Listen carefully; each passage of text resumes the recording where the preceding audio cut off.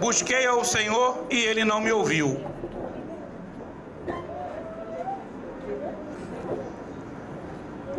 Primeiro de Samuel 28, versículo 6. Primeiro de Samuel, capítulo 28, versículo 6.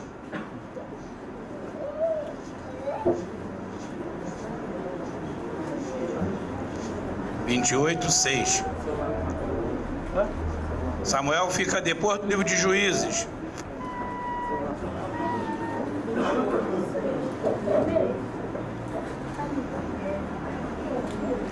Primeiro de Samuel 28, versículo 6. Acharam todos?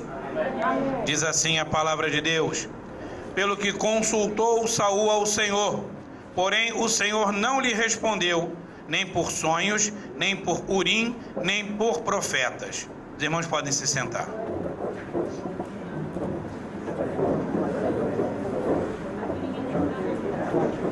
Eu queria, junto com os santos de Deus nesta noite, aprender um pouco da palavra de Deus, porque a ideia básica é de estarmos na igreja não para fazermos um culto como é comum acontecer, que é aquele culto onde as pessoas saem sem nada ter aprendido porque nada ouviram.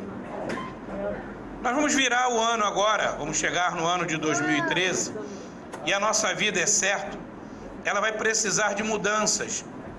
Nós vamos ter que fazer mudanças e vamos ter que fazer planos, temos que projetar para o ano de 2013.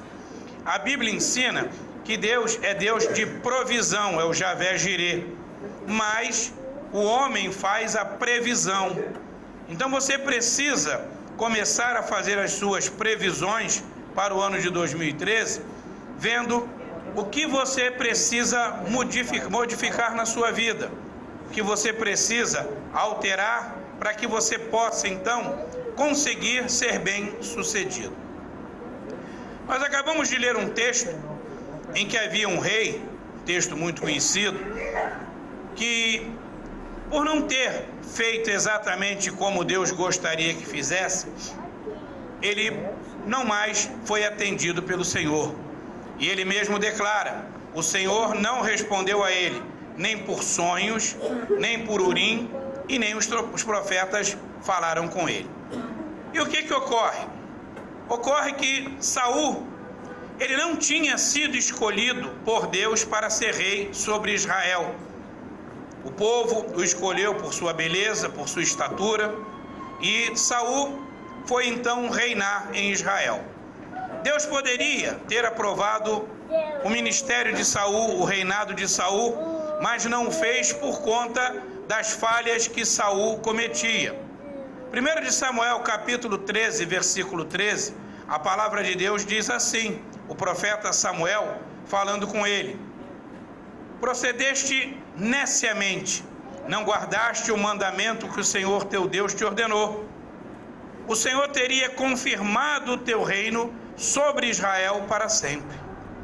Saul, ele se lamentou porque Deus não o tinha atendido.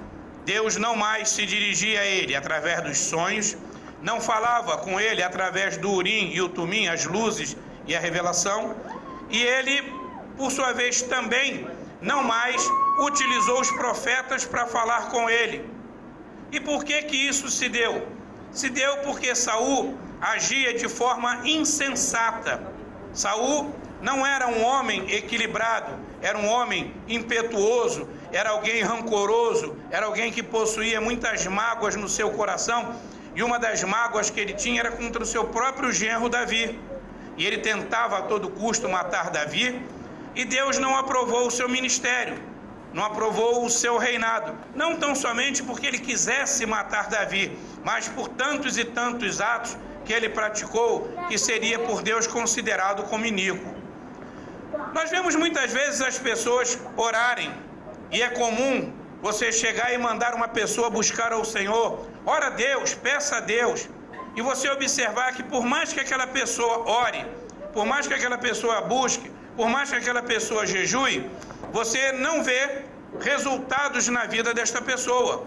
E você até se admira e diz assim: como é que pode? Fulano ou fulana ora tanto, vive tanto na igreja e a vida dele não muda. Olha, ele faz uma oração bonita, ora ele canta bem, ora ele prega bem, mas a vida dele não anda. Todos já ouviram isso. Sempre conhecemos alguém que não sai de uma igreja, que é o tempo inteiro orando, e aí você olha e vê a vida desta pessoa. Ela não anda, ela não consegue nenhum tipo de progresso, ela não obtém nenhum benefício, embora ela esteja de contínuo orando, ela esteja o tempo inteiro jejuando, participando de eventos, mas a sua vida não sofre uma mudança. E aí você então tem que se questionar por quê. O que ocorre para que uma pessoa ore e Deus não atue? Uma pessoa jejue e Deus não lhe atenda? Nós vemos então que muitos ministérios não são confirmados por conta da insensatez dos obreiros. Existe um número muito grande de obreiros insensatos. A Bíblia chama de nécio, ou seja, louco, insensato, imprudente. E você encontra muitos obreiros nesta condição. Pessoas que às vezes estão no ministério há muitos anos, mas que não mudam e que não conseguem por conta disso realizar nada na obra de Deus, porque são insensatos. São pessoas que não possuem um bom senso, são pessoas que não analisam adequadamente a sua conduta e por isso não conseguem ter o seu ministério confirmado pelo Senhor. Se você observar, para que Saul dissesse que ele consultou o Senhor, ele por todo o tempo, ele já sabia que Deus não o ouviria.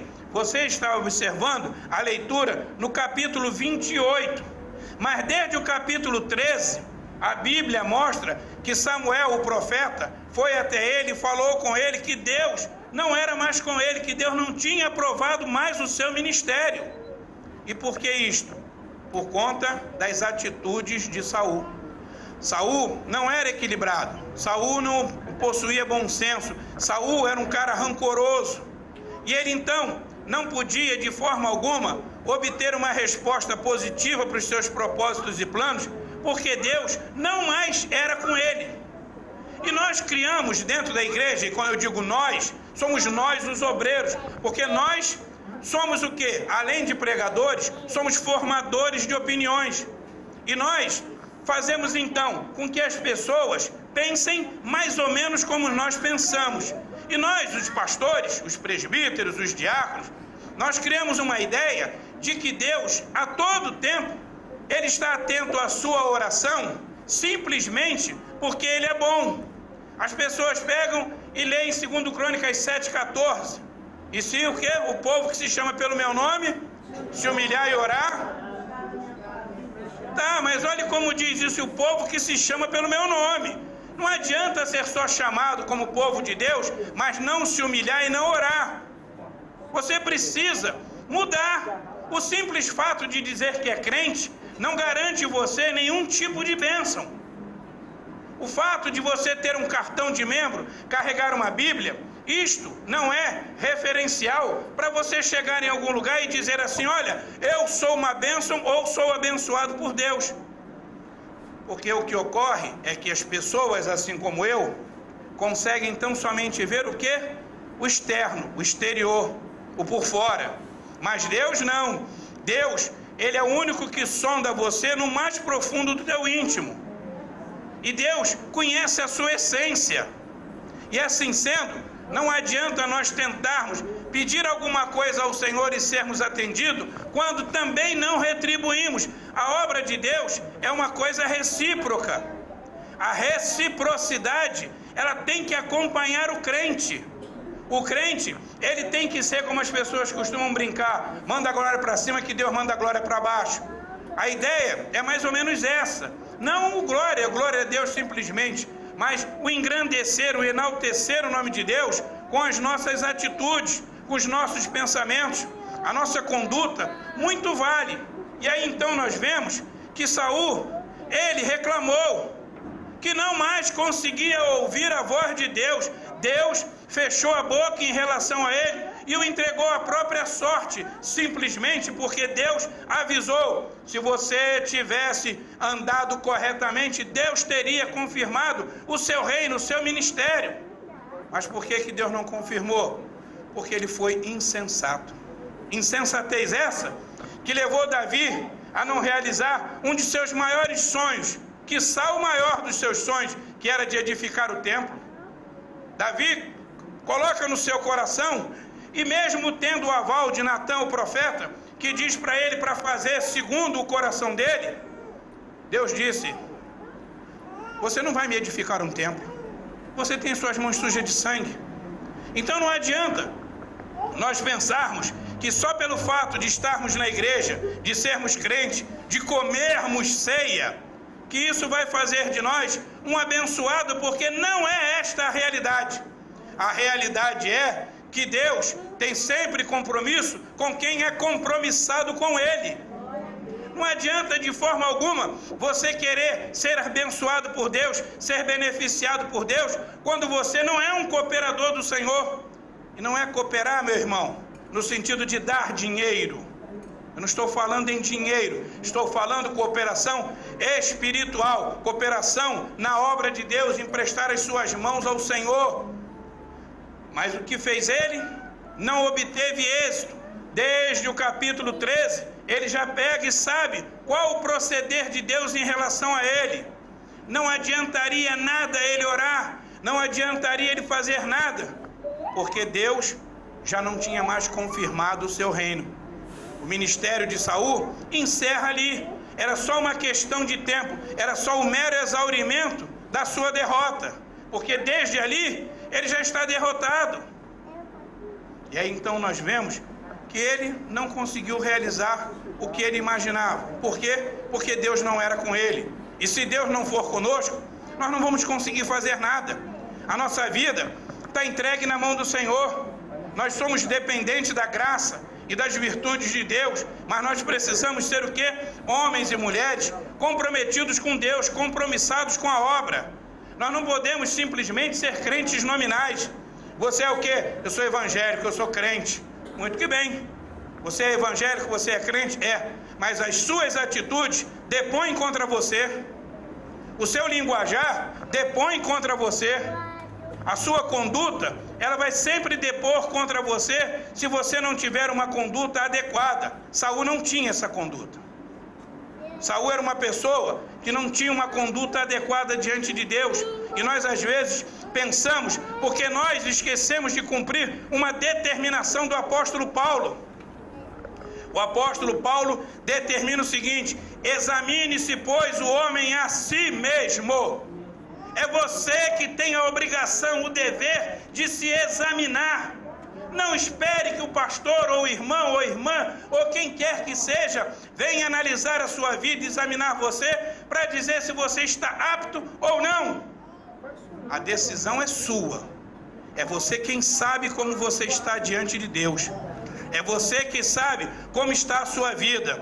É você que sabe se você deve ou não participar da ceia. Ah, pastor, eu não vou participar porque a minha vida está assim. Não é desculpa. Você tem que consertar a sua vida para ter comunhão com Deus. Não adianta imaginar que você vai estar na igreja sem ajeitar a sua vida e vai ter comunhão com Deus simplesmente porque senta e assiste culto. A Bíblia diz: quem não come da minha carne e não bebe do meu sangue, não tem parte comigo. Então nós vemos a necessidade de mudança em nossas vidas. João 9,31, nós lemos assim: sabemos que Deus não ouve pecadores, mas se o tal for temente a Deus e fizer a sua vontade, a esse ele ouve. Eu vejo as pessoas que dizem assim: ah, o meu marido não é crente, mas ele é temente a Deus. Ah, a minha mulher não é crente, mas é temente a Deus. Ah, meu filho não é crente, mas é temente a Deus. Tanto é, olha só, meu filho até mandou uma oferta para a igreja, ou meu filho deu até um dízimo. Quem é que disse que uma pessoa não arrependida e convertida é temente a Deus? O seu filho não é temente a Deus porque ele diz que teme a Deus. O seu filho, ou seu marido, ou sua mulher, ou você mesmo, só vai ser um temente a Deus quando você for uma pessoa arrependida dos seus atos passados, dos seus atos praticados, não dos seus atos presentes tão somente, mas daquilo que você fez anteriormente. Você precisa, antes de qualquer coisa, se arrepender. Tanto que na hora do batismo, João dizia o quê? Arrependei-vos e convertei-vos. Tem muita gente que está se convertendo, mas não possui arrependimento. Tem muita gente que está na igreja convertido, mas não tem um sinal de arrependido. E aí então nós vemos que para Deus ouvir, você tem que ser uma pessoa que se arrependeu e aí posteriormente se converteu. Tem muita gente que está se convertendo, mas nunca se converte, se arrepende. Você então tem, antes de mais nada, que se arrepender.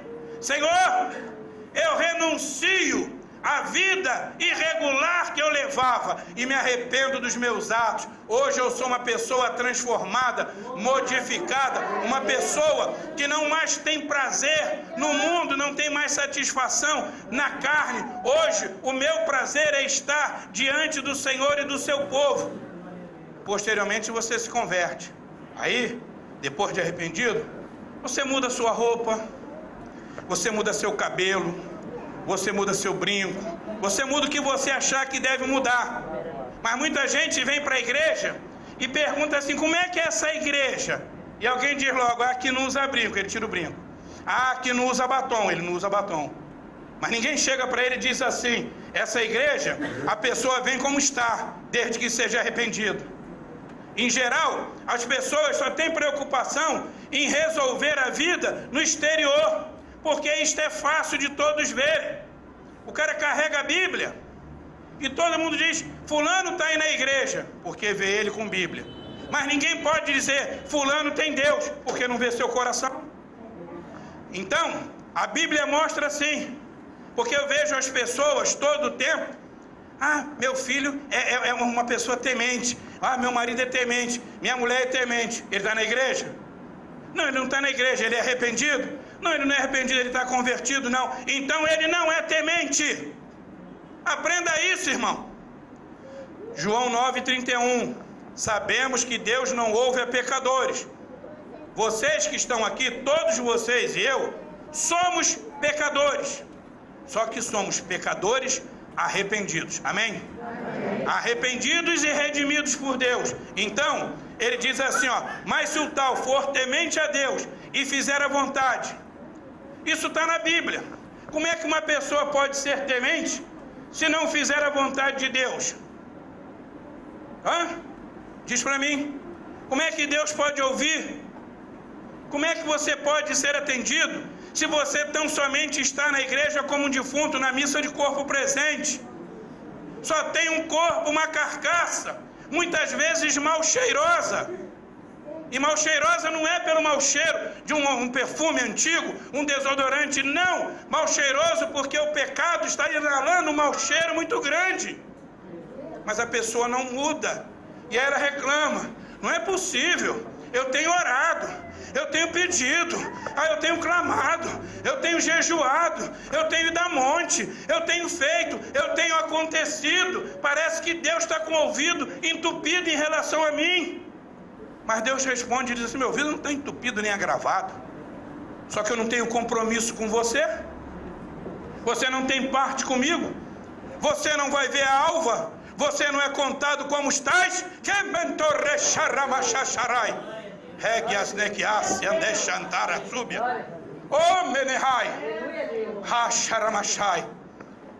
E aí então, nós vemos a necessidade de ter um compromisso com o Senhor Deus.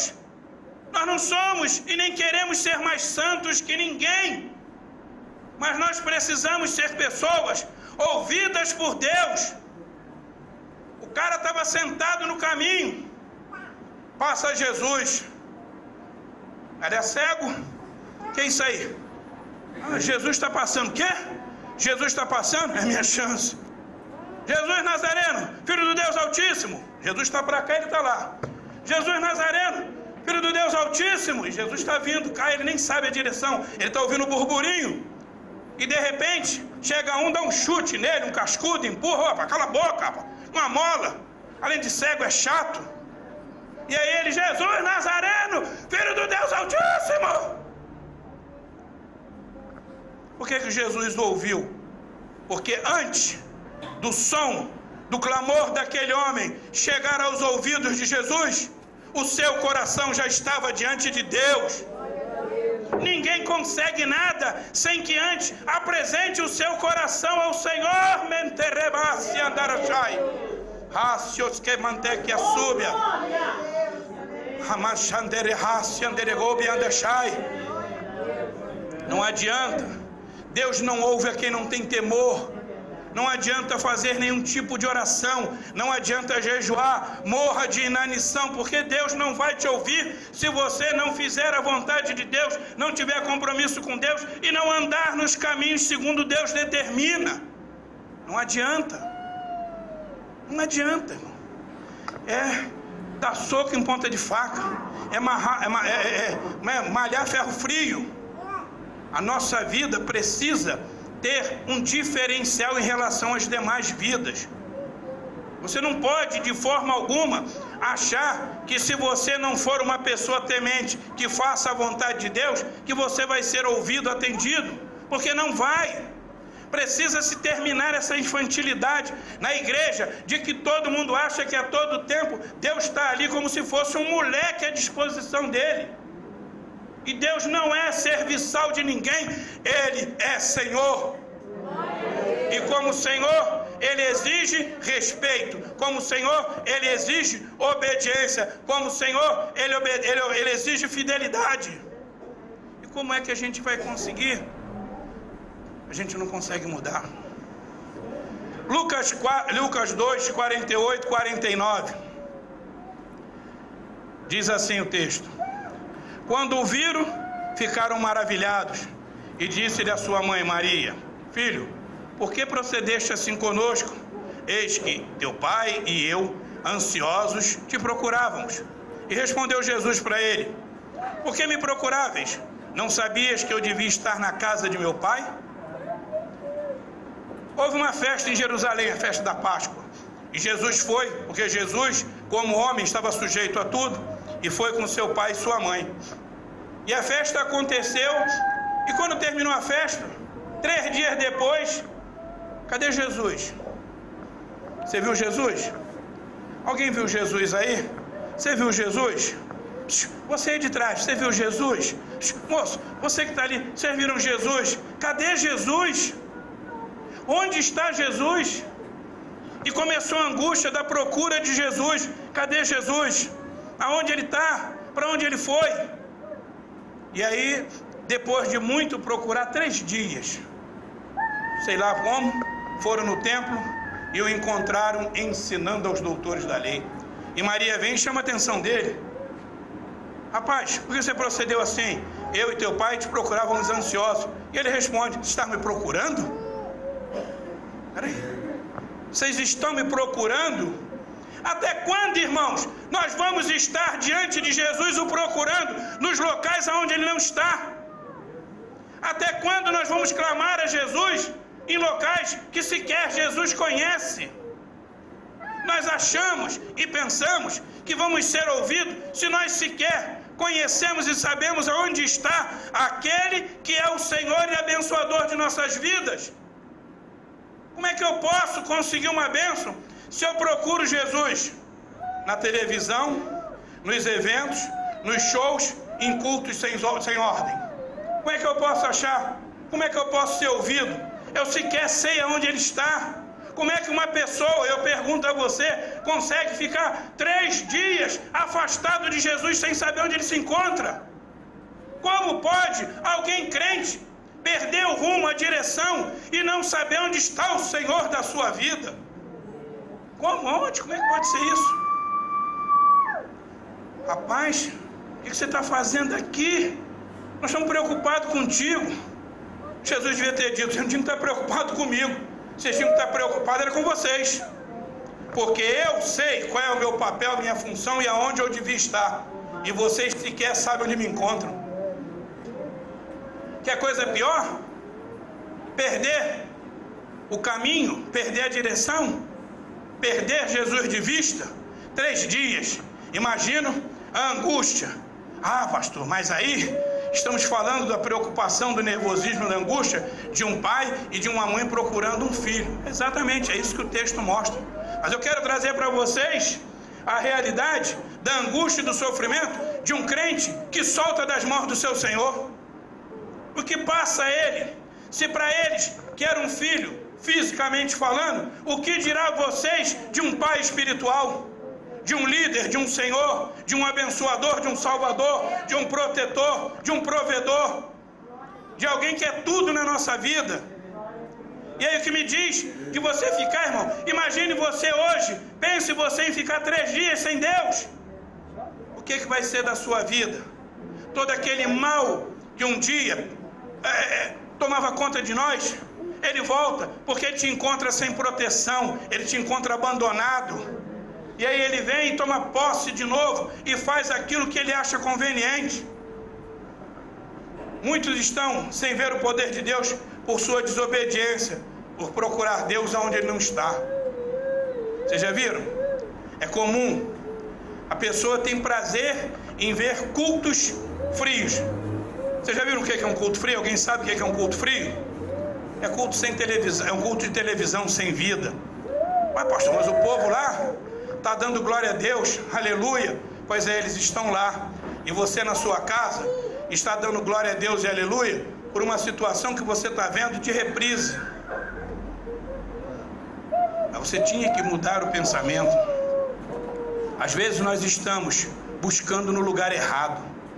Como é que a gente pode receber? Como é que você pode ser ouvido se você está pedindo no lugar errado? Você não está num lugar onde você ouve o que é normal, o que é correto, o que é honesto, o que é racional para a sua vida. Porque todo mundo criou uma mentalidade, e isso é culpa dos obreiros, de chegar para você, irmão, clama a Deus, pede a Deus. Mas por que a pessoa não ensina que para você pedir, você precisa estar com a sua vida em ordem para receber? A pessoa chega, quer resolver alguma coisa numa prefeitura, tem que preencher um formulário, tem um processo. A pessoa quer ver na justiça, tem um processo. A pessoa quer comprar uma roupa, um calçado no crediário, tem um processo. Aquilo ali é um processo avaliatório. A pessoa vai ver se você tem condições de pagar. Para tudo tem norma, para tudo tem regra. Só na igreja que é uma bagunça. Ora e pede a Deus, irmão. Pede ao Senhor, Deus vai te dar. Hoje você vai deixar de ser cauda, vai ser cabeça. Hoje você vai parar de pedir, vai ter para dar. Hoje vai ser isso. A confissão positiva tem permeado a igreja e está todo mundo no oba-oba. E a vida? Segue qual curso?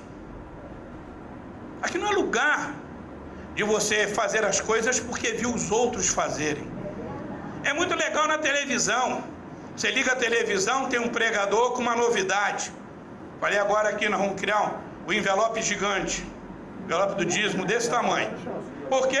Não, para o seu dízimo ser muito grande. Todo mundo inventa uma maluquice. Todo mundo inventa uma bobagem.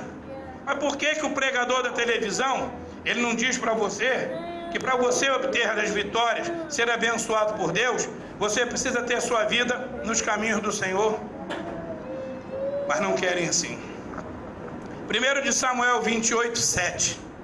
Então disse Saul aos seus servos: buscai-me uma necromante, para que eu vá a ela e a consulte. Disseram-lhe seus servos: eis que em Endor há uma mulher que é necromante. Por que às vezes a pessoa não obtém nenhuma vitória na igreja? Porque em vez dela ouvir a Deus, em vez dela ler a Bíblia, ela consulta crentes mortos. O que mais tem dentro de igrejas são mortos consultando mortos. Até porque eu não preciso consultar ninguém para saber como vai ser a minha vida amanhã e qual é o meu presente. Basta eu ouvir uma boa palavra, basta eu ler a minha Bíblia e eu sei o que Deus irá falar a mim e ao meu coração, o que Deus irá me dar, o que Deus irá realizar. Só que o que acontece? As pessoas, elas em vez de chegar, vir para a igreja, e antes de vir para a igreja orar, Senhor, eu estou indo para a tua casa, eu quero ouvir uma palavra que fale no meu profundo, eu quero ouvir uma palavra que mude o meu ser, eu quero ouvir uma palavra que abale a minha estrutura humana, eu quero sair de lá desconcertado, eu quero sair de lá abalado, eu quero sair de lá com dúvidas, para que eu possa então buscar a verdade. Mas não, a pessoa chega, ai meu Deus, estou atrasado, está na hora de ir para o culto, chega lá, o pastor vai me chamar a atenção, quando passar lá, a preocupação é esta, a pessoa não vem para a igreja com alegria e satisfação de sentar-se e ouvir uma palavra que fale a ela, que mude o seu interior. E aí então, ela pega e faz o quê? Presbítero, ora por mim? Aí o presbítero ora. Acabou a oração, teve uma visão? Aí eu, não tive visão não. Ah, não teve mesmo não? Não, o irmão tá amarrando, né? O irmão que não está entregando. Ó, irmão, cuidado, olha o leito, hein? Aí chega, presbítero, ora por mim?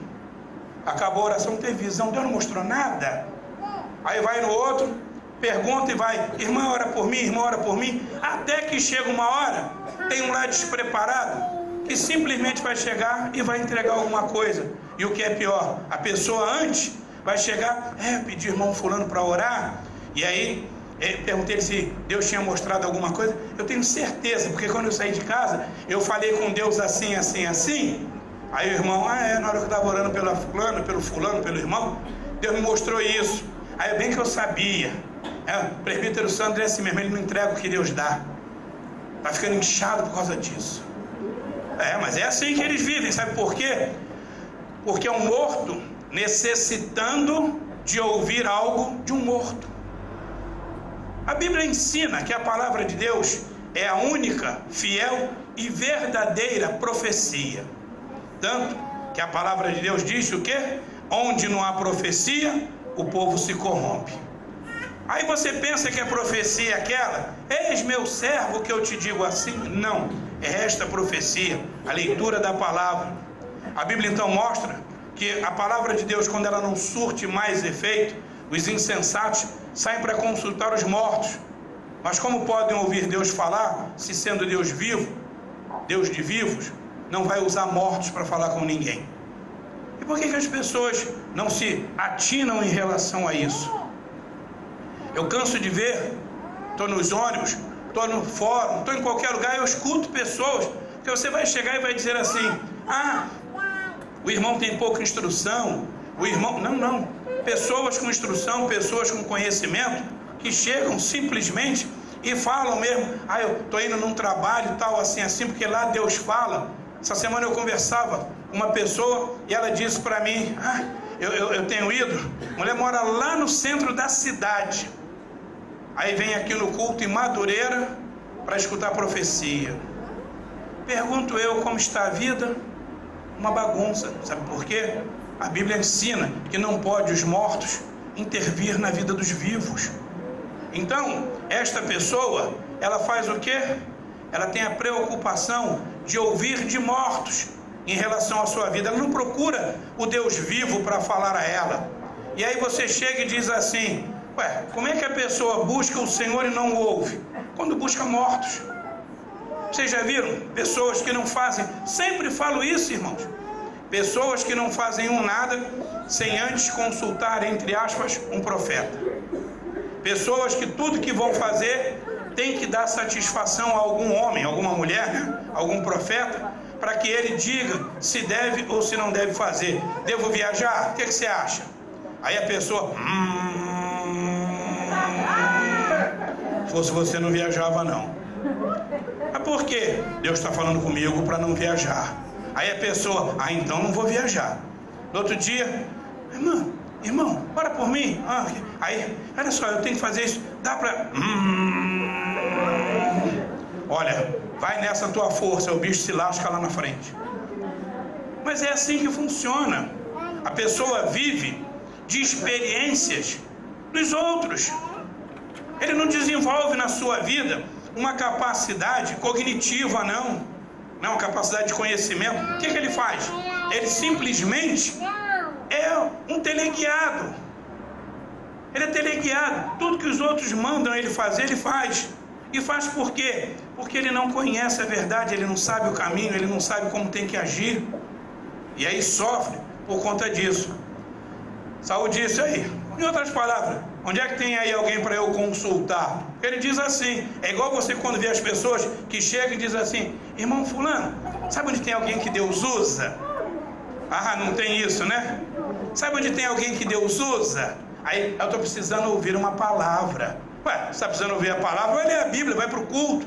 Não, mas eu quero ouvir uma palavra, quer dizer, eu preciso ouvir ou uma visagem, uma revelamento, ou uma profetada. Preciso disso, ou de visagem, ou de revelamento, ou de profetada. O tempo inteiro a pessoa, tudo que vai fazer, depende de um defunto cuidando da vida dela. E precisa acabar com isso, irmão. Como é que você vai ser ouvido? Saul chega e diz assim, ó, busca-me aí uma adivinhadora, uma necromante, para que eu consulte. Aí eles disseram assim, tem uma lá em Endor, vai lá. Quantas vezes eu vi a pessoa fazer assim, ó, quer ir num trabalho bom? Tem um trabalho assim, em tal lugar. Aí a pessoa vai, quando volta, menino, é fogo puro. Eu conheci um rapaz, alguns aqui conheceram, eu não posso mencionar o nome dele. Ele andava em tudo quanto é oração do Rio de Janeiro. Um dia ele chegou para mim e disse assim, irmão, fui num trabalho que você vê as paredes pegando fogo. Eu falei, rapaz, que é isso? Para com essas bobagens. Não, irmão, eu vou te dizer uma coisa, hein? Trabalho é fora de série. Falei, não faça isso. Procura um lugar para você ouvir a palavra. Fica andando nessas bagunçadas. Irmão, ainda quero dizer uma coisa. A Assembleia de Deus está morta. Aí eu falei, olha, você não diga que é isso, porque a Assembleia de Deus é uma Assembleia de Santos. A Assembleia de Deus não pode estar morta. Eu vou dizer só uma coisa para você. Sabe quem está morto, podre e mal cheiroso é você. Você está morto, podre e mal cheiroso. Falei com ele de manhã aqui próximo. Quando chegou de tarde ele foi para o hospital. Quando fez uma semana ele morreu. Preste atenção. Falei com ele de manhã, de tarde ele foi para o hospital. Na outra semana, no final da semana, ele morreu. Pergunto então para vocês o seguinte: se o trabalho que ele andava era tão bom como ele dizia, por que que Deus não revelou a ele que ele ia morrer? Se o trabalho que ele andava era tão bom, por que que ele não sabia que os dias dele tinham sido contados? Se o trabalho era tão bom, por que que não houve ninguém que pudesse falar com ele para que ele dissesse assim: Senhor, acresce anos na minha vida? Sabe por quê? Porque o negócio das pessoas é bagunça. Não é ouvir uma boa palavra, não é participar de um bom evento. Então, quando chega é assim: ó, vai ali que tem um trabalho bom. Aqui tem irmãs que sabem, que moram aqui, que tem pessoas que chegam e dizem: ó, quer ir num trabalho bom? Vai na fulana, vai no fulano, vai no beltrano. E a pessoa sai como quem busca o espiritismo. Aí eu conheço uma pessoa que joga muito bem búzio. Aí a pessoa, onde é? Vai longe. Tem gente que sai daqui, vai para Queimados, vai lá para não sei para onde, Dinheiro Pedreira, para buscar trabalhos. Eu estou falando por causa da distância, né? A distância. Sai daqui, vai em Queimados, vai em Dinheiro Pedreira, vai numa porção de lugares e fica fazendo isso. Entendeu? Então, o que que ocorre? Nós precisamos mudar a nossa mentalidade. Você não tem que perguntar, por favor, 2013, onde é que tem um trabalho de oração? Você quer uma oração boa? Amém? Vocês querem uma oração boa? Dobra o joelho na sua casa. Ajoelhe. Sábado tem oração na igreja. Vem para cá para complementar o que você faz em casa. Negócio de vir para a igreja orar, isso não existe não. O crente ora em casa, que ele complementa. Tem gente que vem para a igreja e aí o culto normal ele quer ficar 2 horas ajoelhado orando. Só para todo mundo ver que ele é um fariseu hipócrita. Só para todo mundo ver que ele não é espiritual, ele é um carnal fajuto, que aí quer demonstrar o que ele na verdade não é. Ele é só um fariseu, um hipócrita fariseu, que vem para a igreja, grita aleluia alto, ajoelha, fica 1 hora ajoelhando, ô meu sou, toma nas tuas mãos, para todo mundo ver e dizer assim: ô, esse irmão é fogo puro, né? É fogo, tão fogo quanto água. Deus não me ouve quando saio para buscar visão, revelação, profecia, junto às pessoas que já há muito morreram.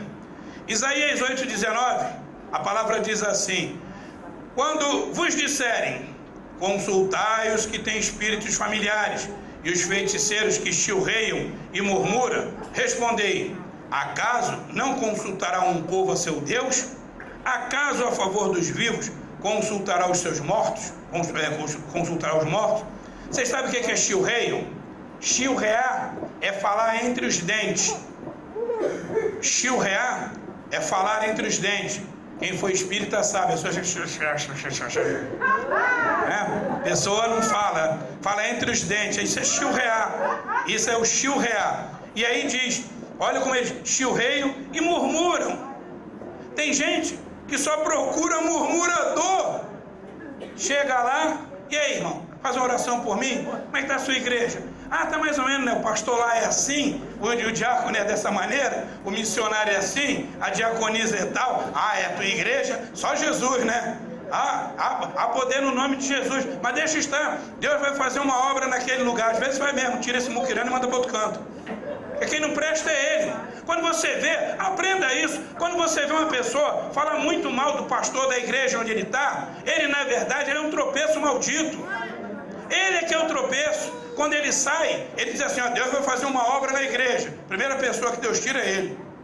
Vai fazer a obra, tem que tirar, porque nós temos mania de orar assim, Senhor, tira o tropeço. Mas nós nunca paramos para dizer assim, Senhor, mostra para mim quando eu sou tropeço. Mostra para mim quando eu sou pedra, quando eu atrapalho. Mostra para mim que eu preciso mudar. Mas as pessoas não fazem. E não é só, quando ele diz aqui, que busca e consultará os mortos, não é o morto, aquele que morreu, que as pessoas vão lá para consultar como se ele tivesse vindo. É o morto, aquele que está andando. É o, como é que ele chama? O zumbi. Crente zumbi. Ele está morto, mas anda. Parece aquele, quem já leu história em quadrinho, tinha um fantasma, o espírito que anda. O cara é só o espírito que anda, não tem nada. Então, nós precisamos mudar. Aprenda a ver como é a vida da pessoa que você está pedindo conselho ou recebendo alguma coisa. Os atos dessa pessoa mostram o que realmente ela é. Tem pessoas que vão na casa de um outro que está uma bagunça só, uma desordem só. E aí, eu precisava de uma ajuda, me ajuda. O que eu devo fazer com meu marido? Pergunta, irmãos, pelo amor do Cristo, como é que pode uma pessoa solteira falar acerca de família? Como pode uma pessoa sem mulher ou sem marido falar acerca do casamento? Como pode uma pessoa que não tem filhos orientar acerca da criação? Como é que pode? Como é que pode você chegar, uma pessoa doente, quando eu digo doente, não é fisicamente não, doente, você nitidamente sabe que a pessoa é doente, e a pessoa vem te dar lições de como ser curado. Vocês já viram? Pessoas chegam para você, toma esse remédio que é batata. Aí eu tomei, você pode ter tomado, eu não tomo. Não vou fazer. Por que eu não faço? Porque a pessoa não é médica e ela não vai me consultar, me clinicar. Então não vou aceitar de forma alguma. Mas você precisa então saber por que Deus não está te atendendo. Por que Deus não me ouve quando eu clamo? Porque eu estou fazendo tudo da forma mais errada possível. Vamos mudar o ano, irmãos. 2013. Em vez de chegar, isso é comum, né? Não, 2013 agora minha vida vai ser outra. Vou emagrecer, vou perder 10 quilos. Vou perder 10 quilos. Vou voltar a estudar. Vou ler a Bíblia. Vou fazer isso, vou fazer aquilo. O ano termina, ele ainda está devendo o que ele prometeu em 2007. O ano de 2013 termina e ele está devendo o que ele prometeu em 2007. Você precisa, meu irmão, ver, para ver o que não está dando certo na sua vida. Eu acho curioso o seguinte, até estava comentando com o diácono Sandro agora. O povo posta, um monte de besteiras no Face. Um monte de besteira que eu digo, não é questão de moralidade, não, besteira mesmo, bobagem. Eu tenho publicado, tenho colocado lá, palavra do pastor, põe versículos bíblicos, põe alguma curiosidade, alguma coisa. Daqui da igreja, posso contar no dedo as pessoas que têm Face e que compartilham, ou que curte, né? A maioria parte para outra página, para outra coisa. Mas se você tem um monte de amigos, não é, compartilhando, que passa para os amigos, compartilhe, passa para os seus amigos, passe para outros, para que ele veja. Já que eu estou de uma forma ou de outra tentando ensinar alguma coisa, seja um professor auxiliar, me ajude nessa tarefa. Pega, passe para aqueles que são teus amigos no Face, compartilhe, que vai passar para todo mundo vai ver. Alguém, uma hora vai ler, de repente, um versículo solto que nós estamos colocando, ele vai atingir alguém necessitado. E a pessoa vai fazer um comentário. Uma pessoa mandou um recado para mim a respeito de algo que eu coloquei no Face. Porque de uma forma ou de outra vai servir. Nada contra, pode continuar botando as besteiras, negócio de futebol, e, enfim, essas bobagens que o povo bota. Não tem problema, irmão. Desde que você não parta para o palavrão, para a imoralidade, que às vezes eu abro o Face e aí vejo na página de um irmão, palavrão, pessoa compartilha coisas com palavrões, mas não compartilha um versículo bíblico. Então nós precisamos mudar. Por que Deus não está me abençoando? Porque eu estou fazendo tudo exatamente como não deveria fazer.